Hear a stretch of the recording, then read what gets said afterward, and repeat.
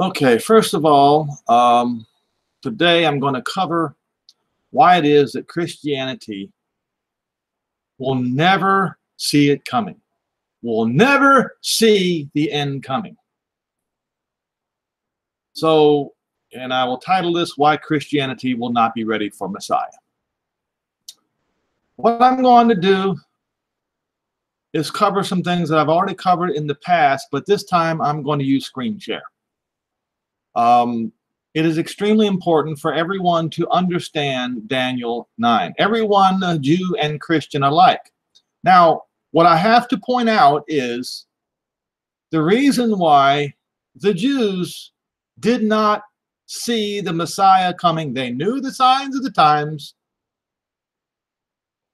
It was because they were looking for the sign of Daniel 7, as I pointed out, the sign in heaven. This is what they were looking for, the sign in heaven.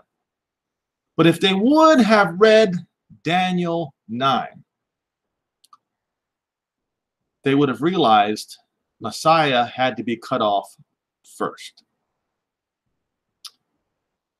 And it is this very scripture, Daniel 9, that the Christians are stumbling over today. And the fact that the Christians are stumbling over Daniel 9 is going to make sure, it's going to take them unawares. It's going to cause them to trip and to fall. So I will go over Daniel 9. I think what I'm going to go ahead and do is, before I do that, and I don't want to get too far ahead of myself here, but I want to go ahead and point out what Yehoshua, when he said, this generation seeks a sign.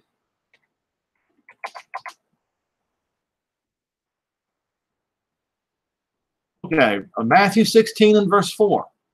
What I'm going to do is prove to you what I'm saying is correct. Hold on, did I do screen share? Now I done forgot. I'll find out here in just a minute.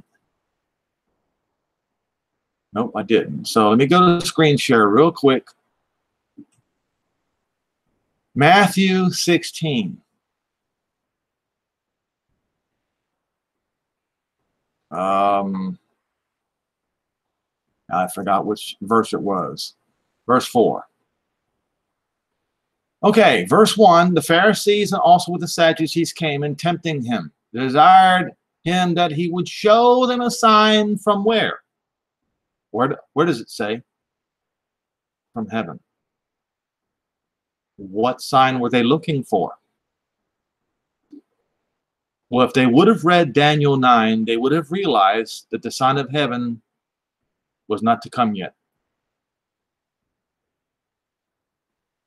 He answered and said to them, when it is evening, you say, it will be fair weather, for the sky is red. And in the morning, it will be foul weather today, for the sky is red and lowering. In other words, red in the night is sailor's delight. Red in the morning, sailors take warning. Oh, you hypocrites, you can discern the face of the sky, but cannot discern the signs of the times. They also did not read about the suffering servant. Okay? A wicked and adulterous generation seeks after a sign, and there shall be no sign given to it but the sign of the prophet Jonah. And then he left and departed. Okay, the sign of prophet Jonah was that he would be in the dirt, in the grave, for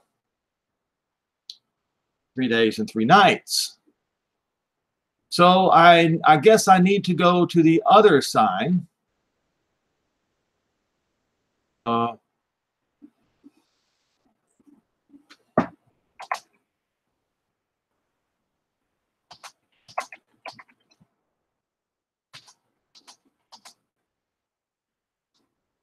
Isaiah 49, you see.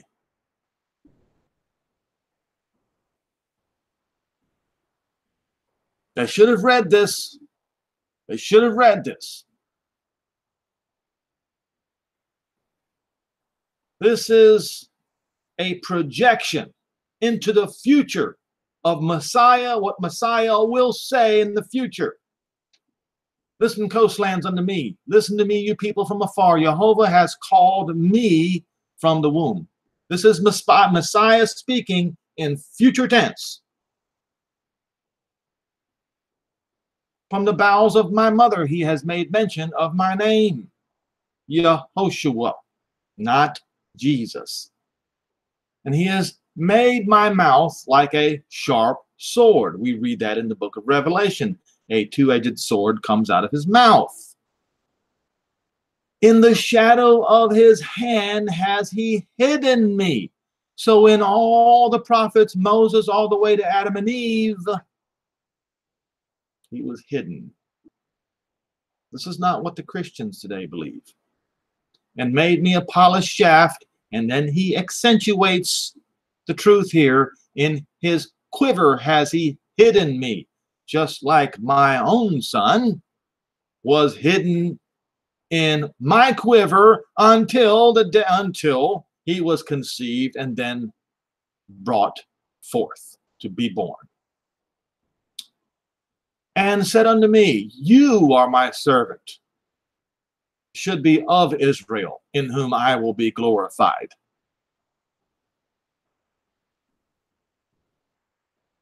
This is Jehovah saying unto him, the Messiah, you are my servant of Israel, in whom I will be glorified. Then Messiah says, I have labored in vain. I have suffered for nothing. This is the suffering servant here. And you can read about it in other parts of Isaiah. Yet my judgment is with Jehovah, and my work is with my Elohim. But wait a minute, says Jehovah, that formed him from the womb to be his servant. For what purpose? To bring Jacob back again to him, although Israel be not gathered. Oh, you see, folks, so what I'm getting at here, or what the prophet's getting at, when he was sent the first time, Israel was not regathered. Was he? And if Israel was not regathered, Israel still has to be regathered, doesn't he? Yet shall I be glorious in the eyes of Jehovah, my Elohim shall be my strength. And then he said, Jehovah says, look, it is a small thing now, because you've suffered so much, that you should be a servant to raise up just the tribes of Jacob, and to restore the preserved of Israel. That's just a small thing. But I will also give you for a light to the Gentiles, that you may be my salvation to the ends of the earth. Thus saith Jehovah, the Redeemer of Israel, and his Holy One, or it should say his Holy One, to him whom man despised. Yes, the suffering servant, to whom the nation abhorred, to a servant of rulers, from a servant of rulers, to the point where kings will see you and rise up in respect. And arise, and princes shall also worship, because Jehovah is faithful, and the Holy One of Israel, and he shall choose you. Okay, right? And then we see, when we get down further here, how all Israel is going to be saved, how there is not going to be hunger or thirst, neither shall any heat or sun smite them, just as is written in the book of Revelation when the kingdom is established. Okay? Now, see, what I'm pointing out here is this alone, and there are many other scriptures about the suffering servant.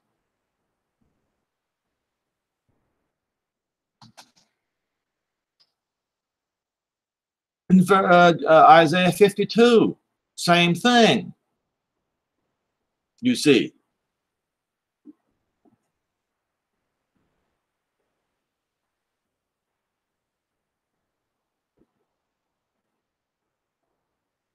Let's see what just happened here. Verse 14. The servant exalted. And of course, Paul quotes Isaiah in Philippians 2 and verse 5. And of course, the church fathers, as they say, reject the epistles of Paul so that they will not hear about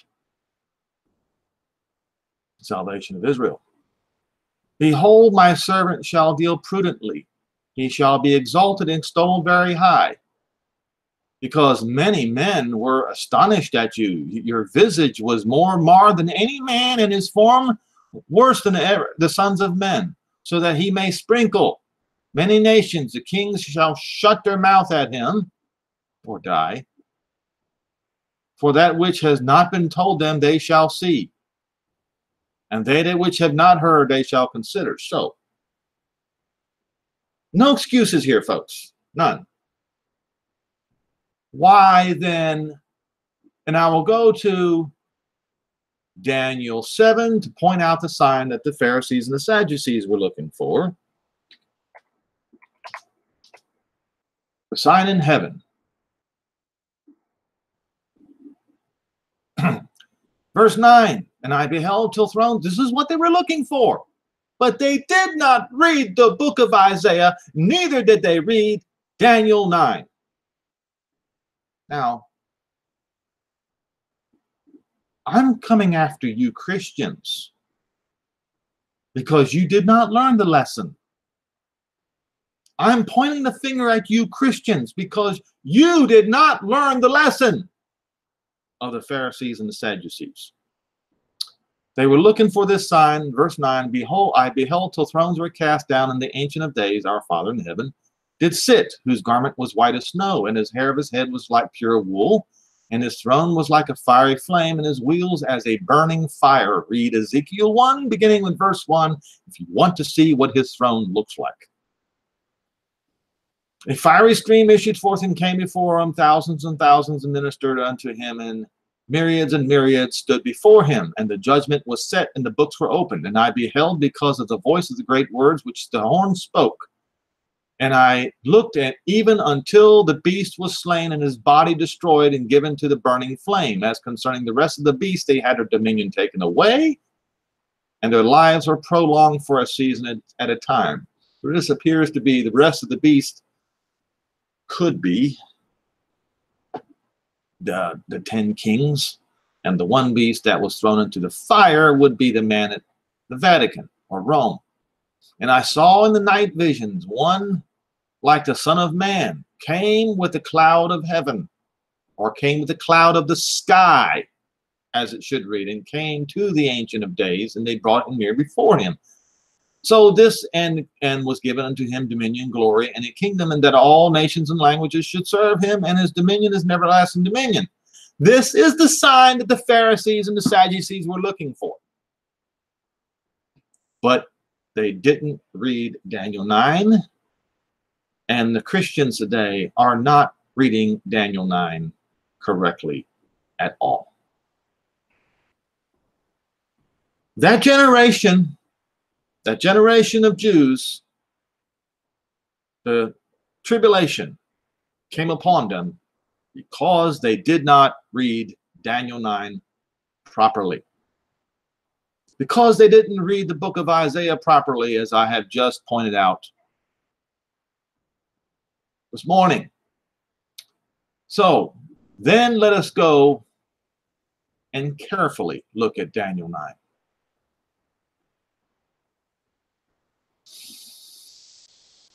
And I'm going to go into great detail. I'm not going to sit here and make statements that I cannot back up here. So within verse 1 through verse 19, Daniel is reminding Jehovah that he was going to have mercy upon Jerusalem, the city of Jerusalem, and the Jews after 70 years. And the 70 years was finished.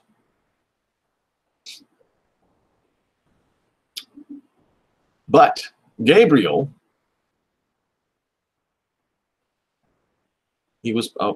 Daniel was praying for the Jews in Jerusalem, all Israel scattered abroad. Okay? So Gabriel comes in verse 20, and while I was speaking and praying and confessing my sin and the sin of my people Israel, and presented my supplication before Jehovah my Elohim, for the holy mountain of my Elohim. What is the holy mountain? That's Jerusalem, Mount Zion. Yes, while I was speaking in prayer, even the man or the angel or the messenger, Gabriel, whom I had seen in the vision in the beginning, being caused to fly swiftly, touched me about the time of the evening oblation, and he informed me and talked with me and said, O Daniel, I am now come forth to give you skill and understanding in the beginning of your supplications. The commandment came forth. Well, it took how long did it take? All day? For him to get there. I am come to show you, for you are greatly beloved. Therefore, understand the matter and consider the vision. 70 sevens. That's what it should read. Let me go ahead and start with Strong's Concordance, so we do not fail here. 70 Shuba, a period of 7 days or years, you see. So 70 times 7, that's 49. Are determined, 70 times 7, sorry about that. 70 weeks. Let's get the calculator out. It's too early in the morning for me. 70 weeks.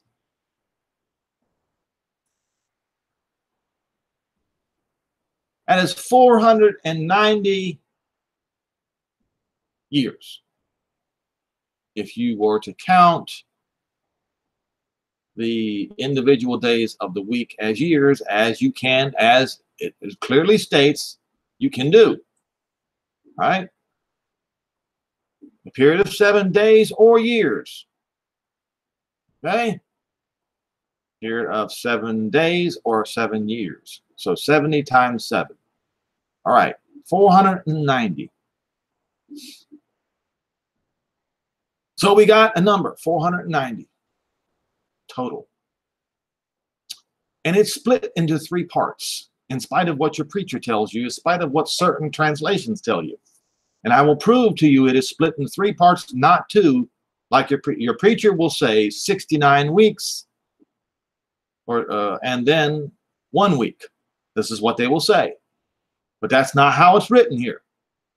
Verse 25, let's read carefully. Know therefore and understand that from the going forth of the commandment to restore and build Jerusalem unto Messiah the Prince. Does that say Messiah the suffering servant? No.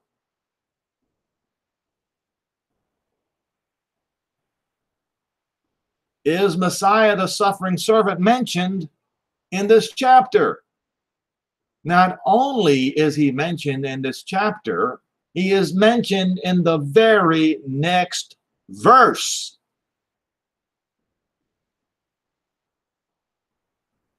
Shall be, from the going forth of the commandment to restore and build Jerusalem unto Messiah the Prince shall be, is it 7 weeks plus 62 weeks? Is that what it is?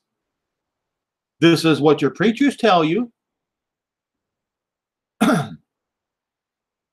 But they would not have worded it this way in Hebrew. They would not have said 7 weeks plus 62 weeks. He is clearly making a division here. A set of 7 weeks and a set of 62 weeks.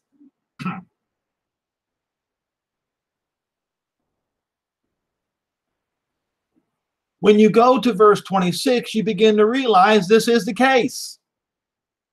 Okay, it says, the street shall be built again. Does that say the city shall be built in this section right here? Nope. It just says the street shall be built and the wall.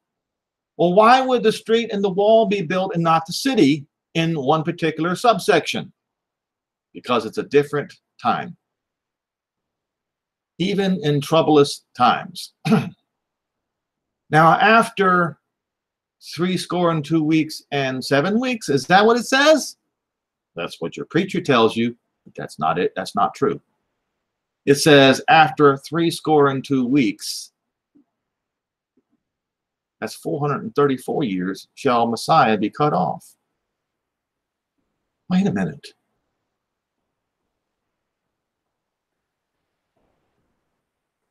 At the time when the Messiah was cut off, was he the prince? Was he the leader? No. He was a suffering servant.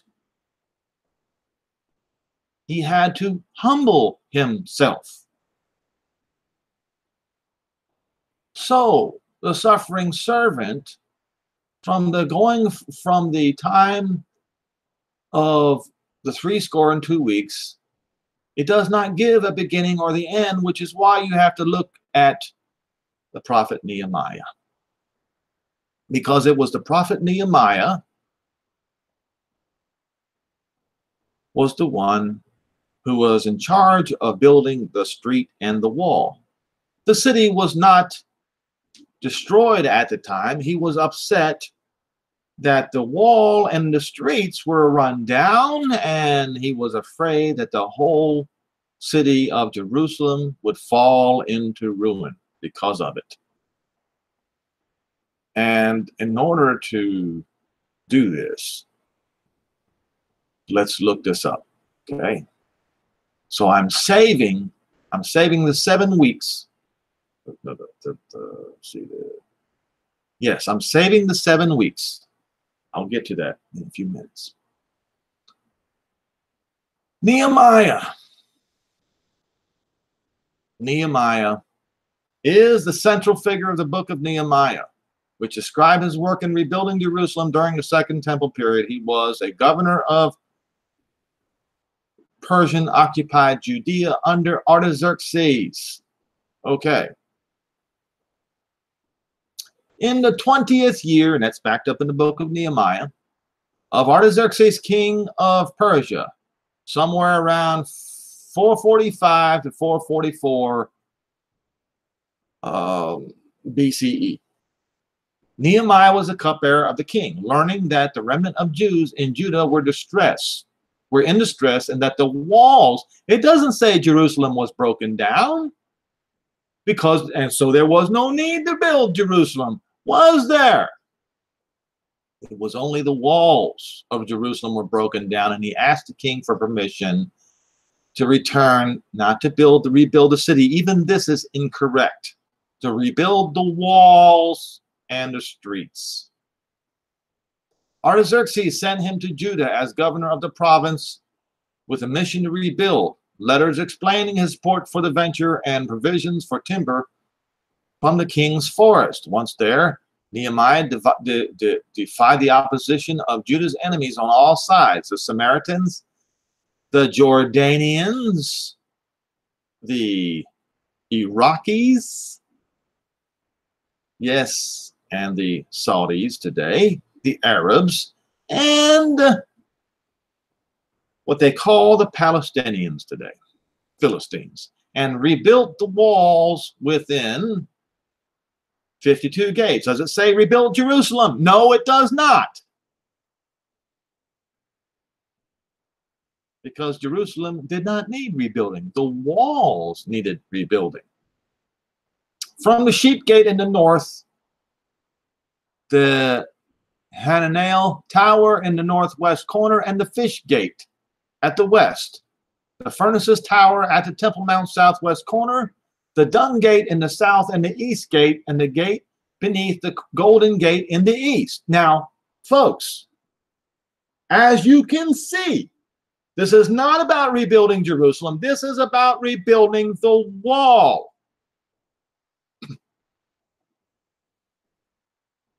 Down. So right here, it says he was governor for 12 years. And then he reported back to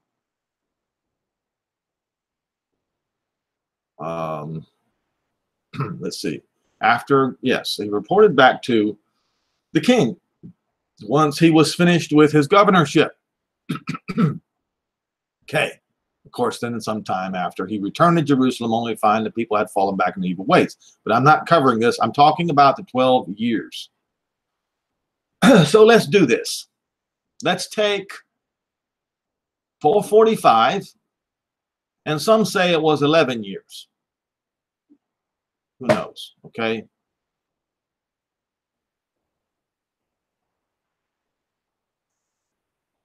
All right. 445 minus 12. It could be 11. 433. Now, if you count the year 0 as a single year, which you should, then you're going to have to add +1. Right. 434. Why does this matter?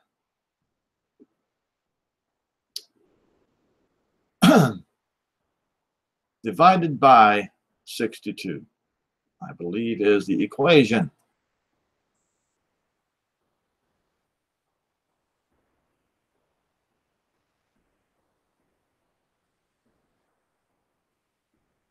What is that? 7. Let's see here. Yeah, that's exactly. I should have divided it by 7 and would have gotten 62. Okay, this is what I'm getting at. So 62 weeks, 62 sevens. We divided that number by 62 and got 62 sevens. So 434, let's do it again. 434 divided by 7, that's equals 62 weeks. All right, now let's go look at the book of Daniel again.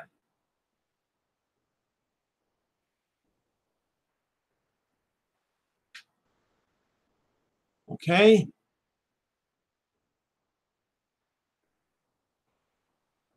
Three score and 2 weeks, 62 weeks. What was this about? About the street and the wall being built in troublous times. If you read the book of Nehemiah, you will plainly see that Nehemiah was having trouble getting it built. In fact, how many years did it take for them to even get started on it? And they finished it in 52 days. It took them years, because he was stopped at every turn.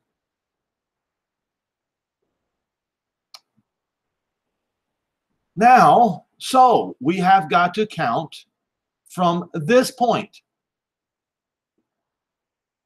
After Nehemiah reported back to King Artaxerxes, you count from there. 434 years divided by 7 is 62. Bam! Messiah was cut off exactly like it is written. This was the part that the Jews didn't take care to read. And that's what got them in trouble. But not for himself. Well, we just read, I believe it was Isaiah 49, who it was for. Not only to restore all Israel, but to bring his salvation to the ends of the earth. Now, what happens next? There should be a new verse started here. But as you can see, The King James Version and many of the other versions are very sloppy. This is the reason why you have to read this carefully. And the people of the prince. So the Romans of Titus that shall come shall destroy the city. They did. That is past tense. And yet, Christians today believe it is not past tense. Now, remember what I have pointed out, what delusion means. Shall we go there again? Delusion.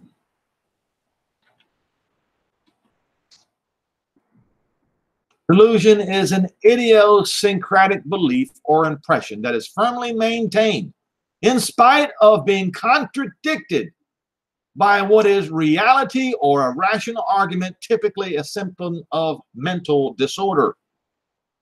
So when Christians today claim that the 3.5-year tribulation or the 7-year tribulation, however they want to look at it, is yet to come on Israel, when it's already happened to Israel and Jerusalem, they are in delusion, because history proves Titus, the Roman general, invaded or began the siege of Jerusalem in the spring of 67 AD,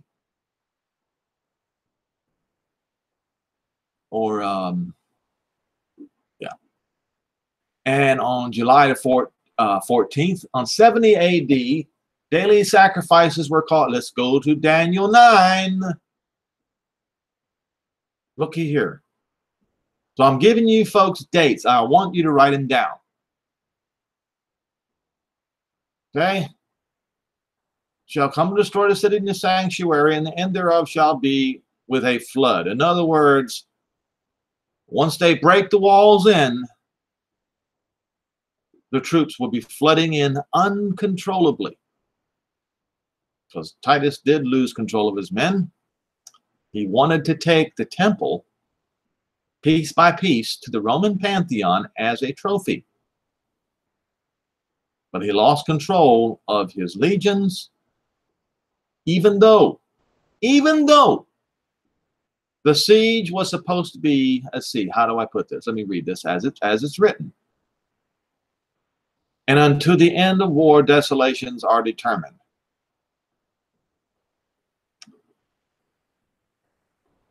Or it should read, desolation is determined. And he, that's Titus the Roman general, not somebody in the future. You folks, you're going to suffer the same fate as that generation of Jews did if you don't read this chapter correctly.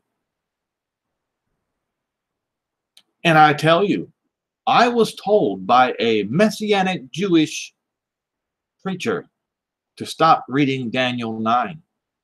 You want to know how bad this deception is?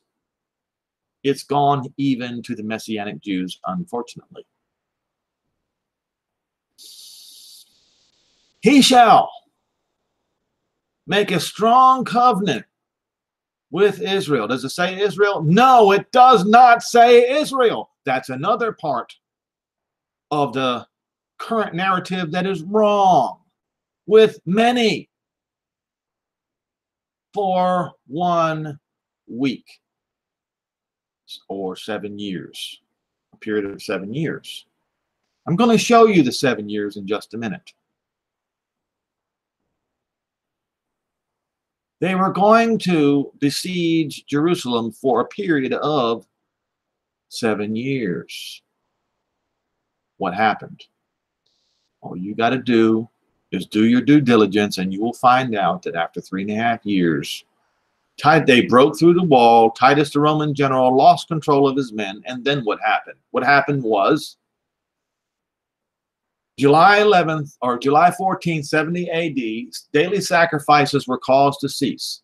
August 10th, 70 AD, or the 9th of Av, the temple was burning against the will of the Roman prince, Titus. Now, the initial war was over September the 8th, 70 AD. That's the war in Jerusalem, but the war still remained. And in the midst of the week, he shall cause a sacrifice and oblation to cease. That's exactly what happened.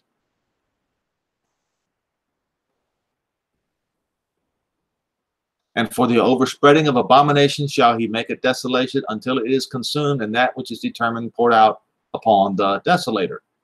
So what he's saying is, in this very last few words of the sentence, there's coming a time when there's going to be a reversal of fortune. That Jerusalem would remain consumed until, or remain in the hands of the Gentiles until, or remain in the hands of the consumers until that which is determined be poured out upon the desolator. Now it says, to be desolated, appalled.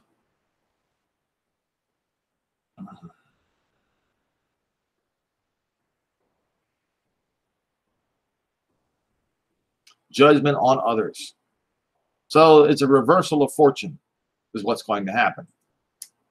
All right?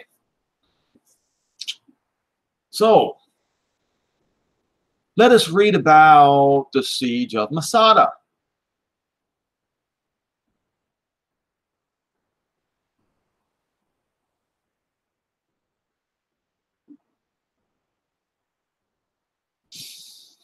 Where is this? You can read this and you will find that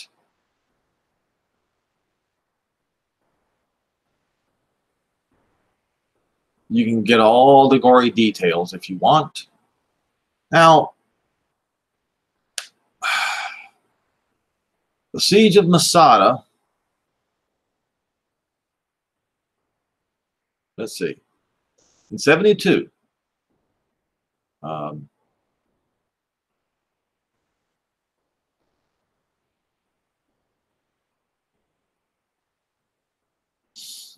the Roman governor of Judea led the Roman legion.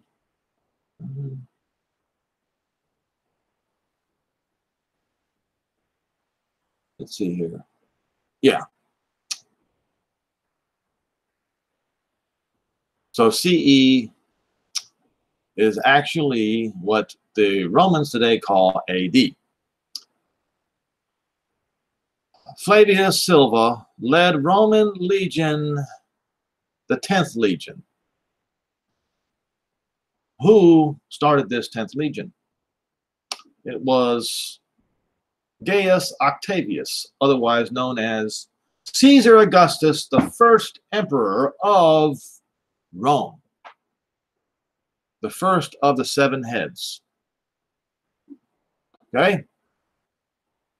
A number of auxiliary units and Jewish prisoners of war totaling some 15,000 men and women, of whom an estimated 8,000 to 9,000 were fighting men to lay siege to the 960 people in Masada. The Roman legion surrounded Masada and built a circumvallation wall before commencing the construction of a siege ramp against the western face of the plateau, moving thousands of tons of stone and beaten to earth to do so. Josephus does not record any attempts by the Sicarii to counterattack the besiegers during the process, a significant difference of his accounts of the other sieges of the revolt. The ramp was completed in the spring of 73. Probably 2 or 3 months of siege. What would that make it? You add another from springtime of 73 AD, which would be, what, March or April? We'll call it April. So they said 2 or 3 months of siege, May, June, July, right, of 73 AD.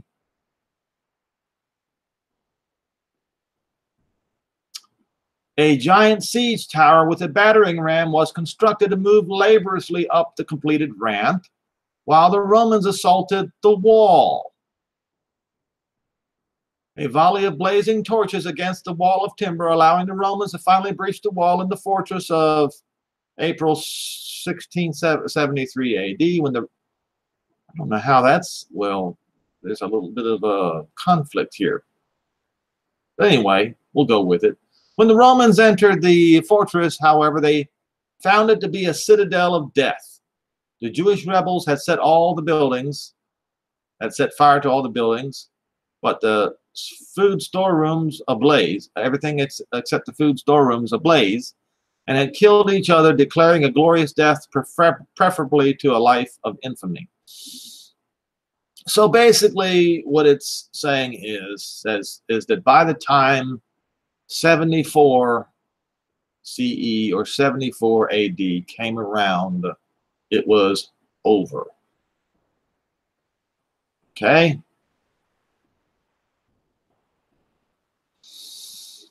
So the 7 sevens of Daniel 9 are, let's see, so the 1 7 of Daniel 9 is finished as well. So let's go back to Daniel 9. Let's look at this very carefully. We have proven now. Please listen, folks. I beg you to listen.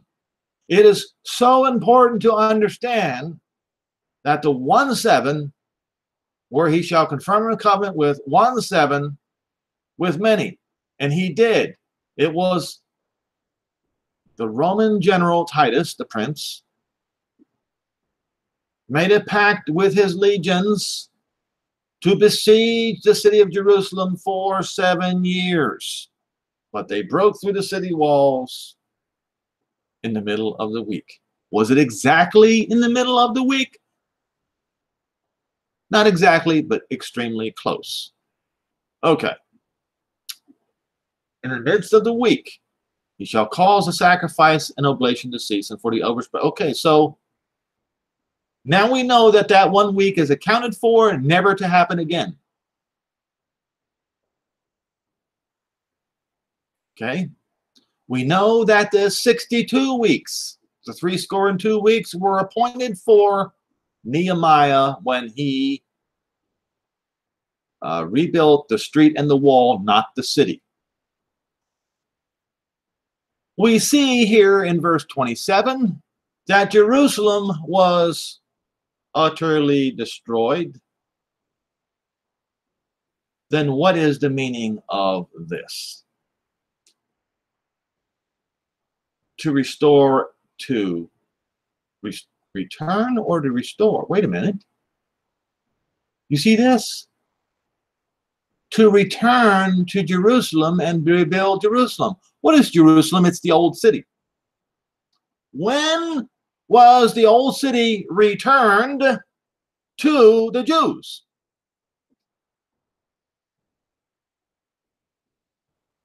June 7, 1967. That's when it was restored. Well, no, I'm sorry. That's when it was returned. See, we got to be careful. The translators inserted the wrong word here. Where this is where Jerusalem is returned back. This is where you count to Messiah the Prince. 7 weeks, the 62 weeks is already accounted for, as we see right here in this section. Now I've got screen share. Now there's no excuses. I am pointing it out right here, right in the 62 weeks was for Messiah's cut off, and the 7 weeks is for Messiah the Prince, or the coming King. Yes. So then now we have to look at this carefully. The going forth of the commandment to return and build Jerusalem. Well, Jerusalem was returned to the Jews June 7, 1967. On what holy day was it? Shavuot. Look it up. And to build Jerusalem. Let's see. Shavuot. Well, you can look it up. I don't have to do everything. Okay, so let's do this. This is Jewish Virtual Library, the Six-Day War, the liberation of the Temple Mount and the Western Wall. Well, you. Okay, this is Mordecai Twersky's reporting from Jerusalem. What you are now about to hear is perhaps one of the most riveting recordings in modern-day history of Israel. I refer to the dramatic sounds of Israeli defense forces entering and liberating Jerusalem's old city and the Western Wall on June 7, 1967. That's the day where Jerusalem was returned back to the Jews.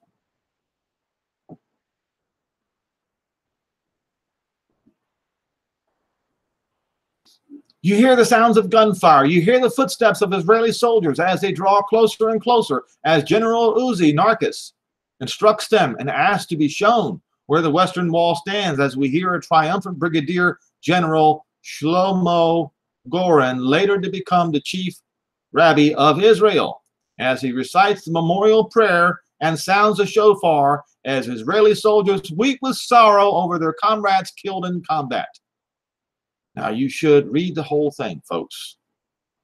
But what we see right here in this first section is the liberating of Jerusalem's old city, which is the real Jerusalem. And it's returned back to the Israelis' hands in June 7, 1967. Now, let's look at the bottom here.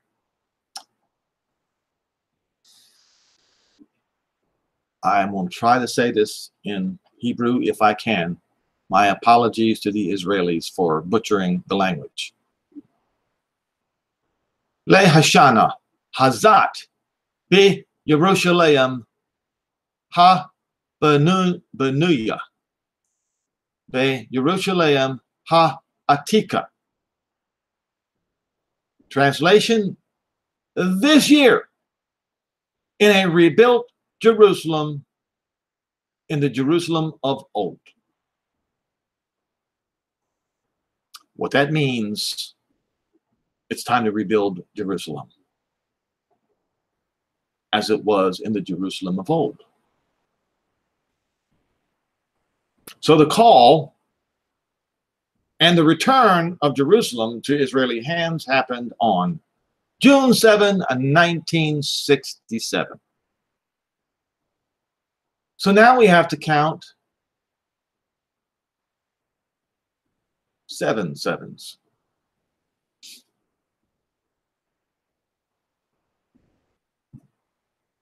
Because there are only 7 sevens left. Let's get the calculator out. Let's see here. Got 2 of them. I don't know why I did that. Okay.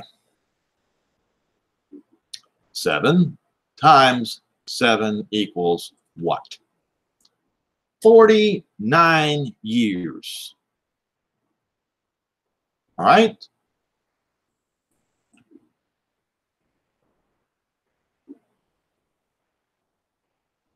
Seven weeks. 7 sevens. The 62 weeks is already accounted for. Right here it says, and after 62 weeks, not after 62 weeks and 7 weeks. It's not what it says. It says after 62 weeks only. We see here that the 62 weeks are accounted for. The 1 week here is accounted for. The only one that's not accounted for is the 7 weeks unto Messiah the Prince. Shall be 7 weeks. We're going forth of the commandment to return, not restore, to return Jerusalem and to build it. 49 years. Okay, let's get the calculator out again. 49 plus 1967. Was that right? That ain't right. Let's try it again. 1967 plus 49. Well, wait a minute. 2016 is finished. It's over and done with. Is it not? That would be Shavuot 2016. Where's Messiah at? Henry, your calculation is wrong. What are you going to do about it? Okay. At the end of each 49 is a year of Jubilee. The Jews say that you have to add the year of Jubilee plus 1.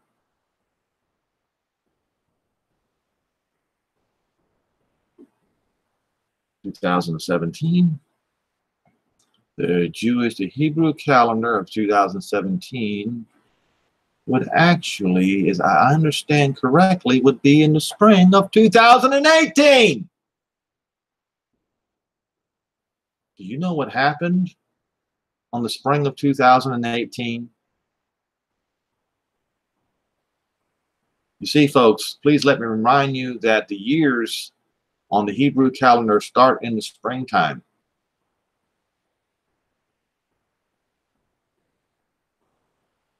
So you have to say the spring of 2018. Something did happen, folks. Was it just, wait a minute. No, it wasn't the spring of 2018. It happened on the fall of 2000. I almost forgot. Something happened on the fall of 2018. I will go there.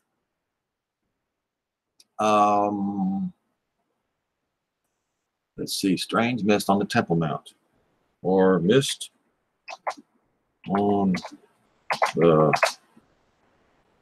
Temple Mount.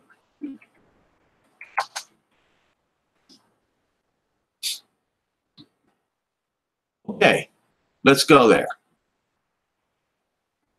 Sukkot ends with clouds of Gog-Magog war on Temple Mount. What? Did you look? This is Breaking Israel News by Adam Eliyahu Berkowitz, October the 3rd, 2018. Remember,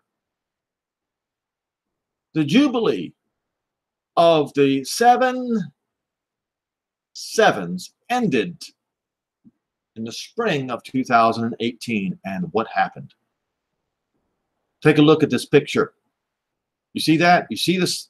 The smoky mist around the Temple Mount. It was around the Temple Mount for 20 minutes.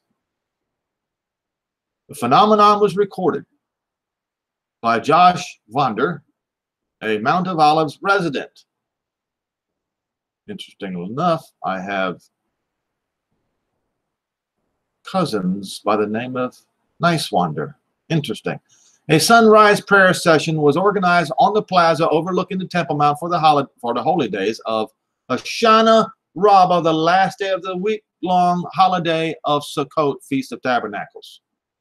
This is extremely important because in 1 Kings 8, that was when this smoky mist entered into Solomon's temple for the first time. That's right. It was on that day. It was on the festival of Sukkot.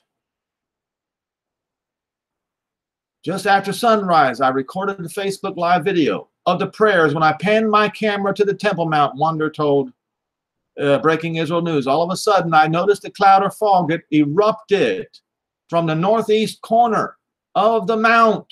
It seemed to be coming from the area which was designated for women in the time of the temple and the Eastern Gateway. Eastern Gateway? Are you serious? Because Messiah is going to be coming in from the East Gate. But wait a minute, this is not the sign of Messiah, is it? Actually, it's the sign of Jehovah, our Father in heaven himself. Which confused me, since I know that today it is an orchard of olive trees and there's normally no activity there. So he assumed that somebody was burning something, but there's normally no activity there. The balcony of Wander's home overlooks the Temple Mount, so he is intimately familiar with the scenery. He is also a regular visitor to the site, and he said he'd never seen anything like this before. It was billowing up. So I thought some Arabs might be burning branches, Wander said, but it was much too early for Arabs to be on the Temple Mount, and I didn't see any Arabs there before, during, or after, and certainly no fire. It was not just a thin mist, and the video doesn't really convey the presence of the mist. When he lived in the United States, Wander served as a pilot in the Air Force Auxiliary, where he was trained to identify clouds.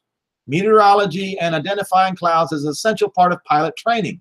There was very little wind, and the smoke just seemed to crawl around the mount toward the Dome of the Rock. Toward the Dome of the Rock? Wander said, and it seemed to come from a specific spot, but after several minutes, it seemed to be rising up from multiple sources in the same general area. Wander reluctantly described the mist with a word he rarely uses. It looked supernatural, he said, not trusting his own eyes. Remember how Jehovah introduced himself to Moses in the burning bush? Wander asked the people around him if they could also see the mist. Most were immersed in their holiday prayers and had not noticed, but when it was pointed out, they confirmed the mist presence. The phenomenon lingered on the ground around the Golden Dome for more than 20 minutes. Others saw it too, including this particular Rabbi Joseph Berger. Now, during Sukkot, we read about Gog and Magog in the Haftarah, a section of the Bible usually from the prophets. Imagine that, folks. The Jews are reading from the prophets and the Christians are not. The Jews are going to be ready and the Christians won't. Why? Because the Jews are reading the prophets and the Christians are not. On Pesach, or Passover, we read in the Haftarah Ezekiel's vision of the dry bones. Incredible, folks. Rabbi Berger said, and the war begins on the last day of Sukkot, and the resurrection begins on Pesach. Now, of course, we don't know when it exactly begins. Nobody knows for sure. Now, Rabbi Berger noted that Hoshana Rabbah is the day of judgment, or should mark the day of judgment for the nations. Now, I have a slightly different opinion, because in Haggai 2, verses 20 through 22, we find that the 24th day of the 9th month appears to be the judgment day for the Gentiles. If you go read it, you'll see it for yourself. That would be on the first day of Hanukkah. But I digress.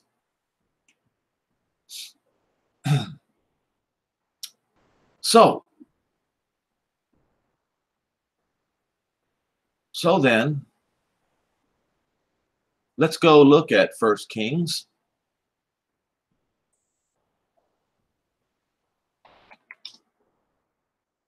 Kings 8. Come on, what's wrong with this thing?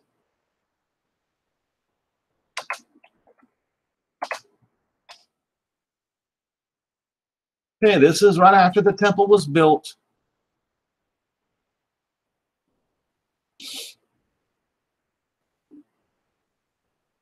Verse 1, then Solomon assembled the elders of Israel and all the heads of the tribes, the chiefs of the fathers of the children of Israel, unto King Solomon in Jerusalem, that they might bring up the ark of the covenant of Jehovah out of the city of David, which is Zion.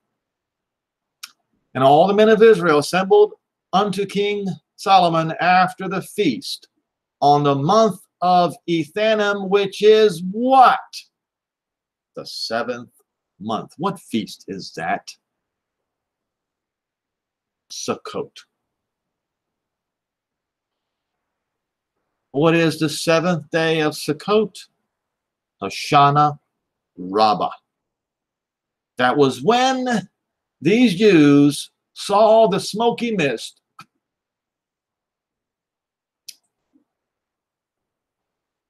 around the Temple Mount, right? Okay, we just read that. And all the elders came, and the priest took up the ark, and they brought up the ark of Jehovah. That does not say Jesus, it says Jehovah. Jehovah is our Father in heaven. Therefore, the sign of the cloud is Jehovah. Now, Yehoshua is going to become in the cloud, which makes me wonder. You see, some things we can see and some things we cannot. However, when he comes, we're all going to see him. It is written. Okay. Where did I? It brought up the ark and the tabernacle of the congregation, all the holy vessels that were in the tabernacle, and those did the priests and the Levites bring up. And King Solomon, all the congregation of Israel were assembled unto him. Oh yes, the word, the Lord. That says Jehovah right there, people. Jehovah is our Father. It is not Jesus. I don't care what your preacher says. All right. Verse 6, and the priest brought in the ark of the covenant of Jehovah into his place, into the oracle of the house, the most holy place, even under the wings of the cherubims. For the cherubims spread forth their two wings over the place of the ark, and the cherubims covered the ark and the staves thereof. And they drew out the staves. At the end of the staves were seen out in the holy place before the oracle, that they should not be seen outside. And there they are unto this day. There was nothing in the ark except the two tables of stone which Moses put at Horeb. And when Jehovah made a covenant with the children of Israel, when they came out of the land of Egypt, and it came to pass that when the priests were come out of the holy place, that the what? The cloud filled the house of Jehovah. When did it happen? In Sukkot, in the festival of Sukkot. The very time frame that we see this cloud, this thick cloud coming around the Temple Mount. Now, what we read right here in Isaiah 44 and verse 22, it says, I will wipe away your sins, Israel, your transgressions like a cloudy mist. Come back to me, for I redeem you. We see the cloud of redemption as written in Isaiah 44, verse 22, on Sukkot, after the Jubilee of the 7 sevens, right on schedule. This cloudy mist around the Temple Mount appears to mark the Messianic era. And these Jews here are correct in saying what is next is the Gog-Magog war. Why? Because it is written, that's where the carcass is.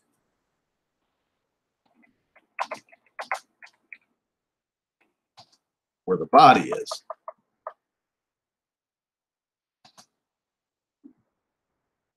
I'm not sure which which gospel this is written. Oh, yeah, this is the right one. Verse 37. Okay.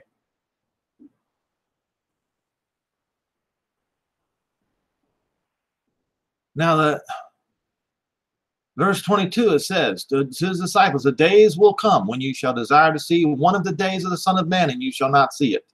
Exactly as Daniel 9 predicted. All right. Now it says in verse 24, for as a lightning that lights one out of one part of the sky shines all the way to the other side, so shall the Son of Man be in his day. In other words, everybody is going to see it. When? Well, he first of all describes what it's going to be like on the earth. Nobody's going to see it coming. But he first must suffer many things and be rejected by this generation, just exactly as is written in Daniel 9.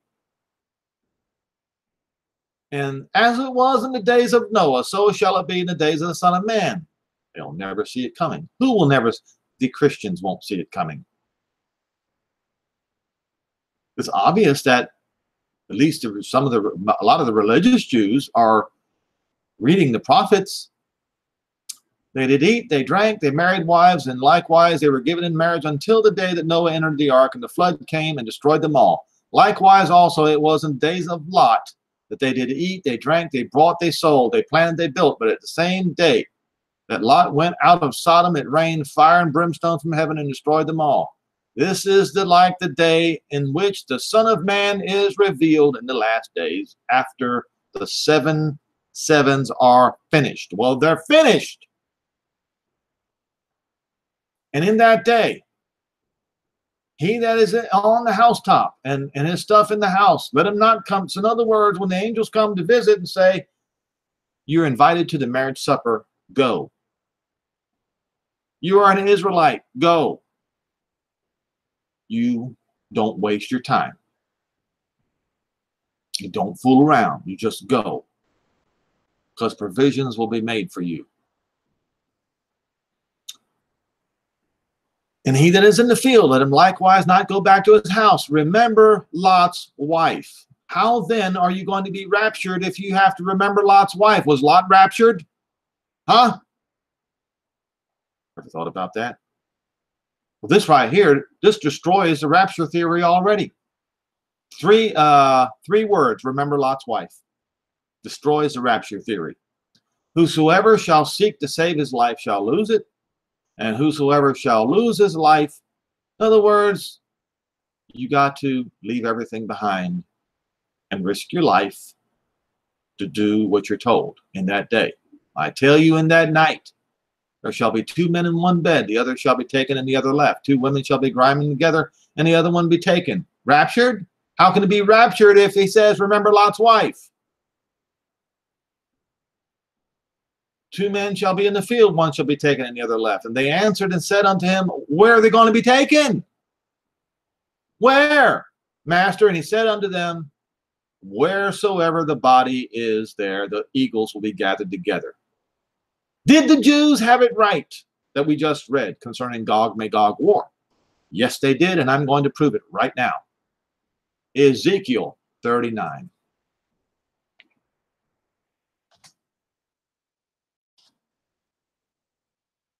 The slaughter of Gog's armies.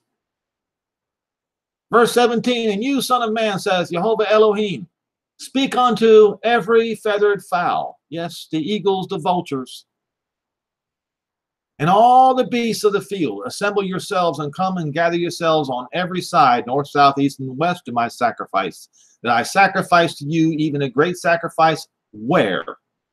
On the mountains of Israel. That's where they're going to be going. They're not going to be going to heaven. Where, master, where? Where the carcass is, that's where the vultures are going to be gathered. The mountains of Israel. That you may eat flesh and drink blood, and that you eat the flesh of mighty, and drink the blood of the princes of the earth, and of the rams and lambs and the goats and the bullocks and all them fatlings of Bashan. And you shall be fat till you shall be full, and drink blood till you be drunken of my sacrifice, which I have sacrificed for you. Thus shall be filled at my table. And then what happens? Then Israel is to be restored. So while this is happening, the restoration of Israel begins. The Messiah brings in all Israel. He says, where you see the dead bodies, that's where the vultures are going to be gathered. That's where. This is concerning the restoration of Israel, not the rapture of the church. And so when these church folks find out that they have been had, these preachers are going to say this is the Antichrist because they failed to read Daniel 9 correctly. They will fall into the same trap that the Pharisees and the Sadducees did.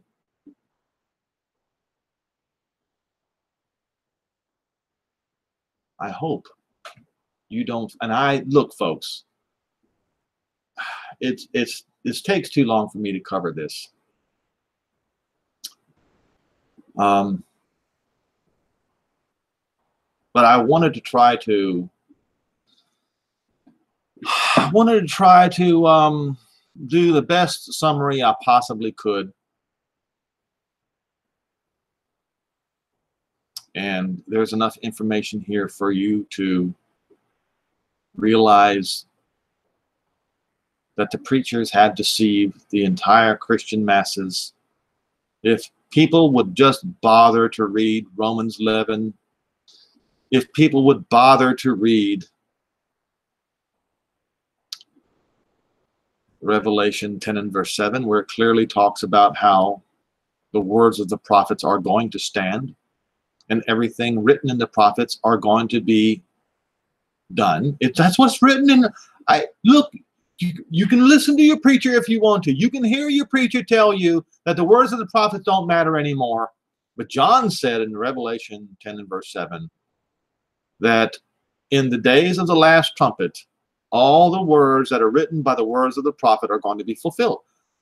Look, it's your fault if you don't do your study for yourself. And I'm doing this, what I've done today for you, free of charge. Why? Because this information was given to me free of charge. And I'm thankful for it. Now, do the right thing. Study this and be ready. Don't be the one who is invited to the marriage supper of the Lamb and then say, oh no, that's the Antichrist. Don't do that.